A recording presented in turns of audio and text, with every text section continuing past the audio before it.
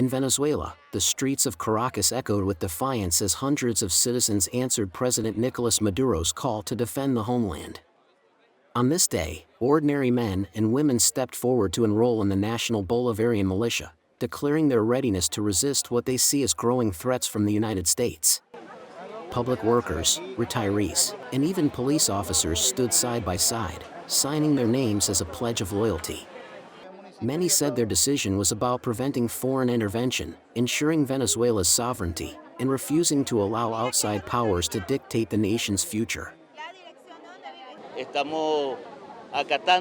We're responding to the call made by the constitutional president of the Bolivarian Republic of Venezuela, Nicolas Maduro, as we enroll in the Bolivarian Militia to prevent any empire from setting foot on this homeland of liberators again.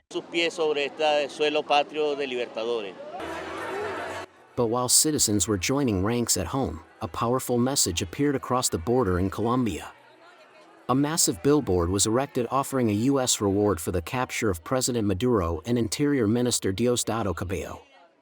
Its sudden appearance, and its equally swift removal, sent shockwaves through both nations. For supporters of Maduro, it was proof that outside forces were waging psychological and political warfare to destabilize the government. President Maduro himself had urged citizens to join the militia as part of what he calls a plan for sovereignty and peace.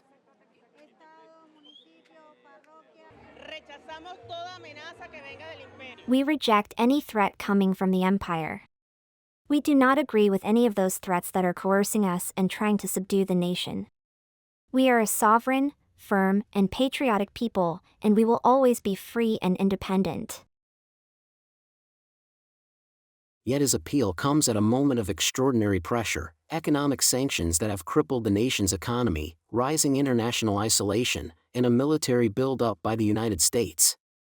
Only days earlier, reports revealed that an amphibious squadron of U.S. warships had set sail, the USS San Antonio.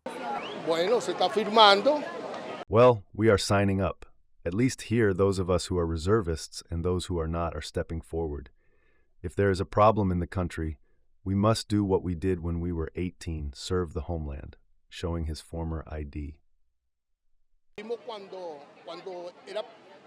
USS Iwo Jima and the USS Fort Lauderdale, carrying more than 4,500 American service members.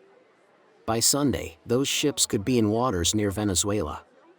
Washington describes the mission as part of a campaign against what it calls narco-terrorist organizations, but in Caracas, it is seen as a direct threat of intervention. This clash of narratives has defined relations for years. The United States portrays Maduro as illegitimate and corrupt. Maduro and his supporters claim Washington seeks regime change, using sanctions, propaganda, and now the shadow of military force. For the people enrolling in the militia, the choice is clear.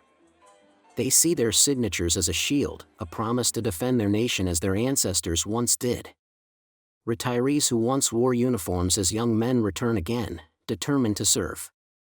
Workers and officers alike echo the same sentiment: Venezuela will not be subdued. The tension is unmistakable. In Venezuela's capital, enlistment continues. Across the border, the memory of the torn-down billboard lingers. And at sea, U.S. warships move closer, their presence a stark reminder of the stakes. The question now is whether this will remain a battle of words and symbols, or whether it will escalate into something far more dangerous. For now, President Maduro rallies his people, and Venezuela responds. With every new name added to the militia rolls, the message grows louder: the nation is bracing for whatever may come.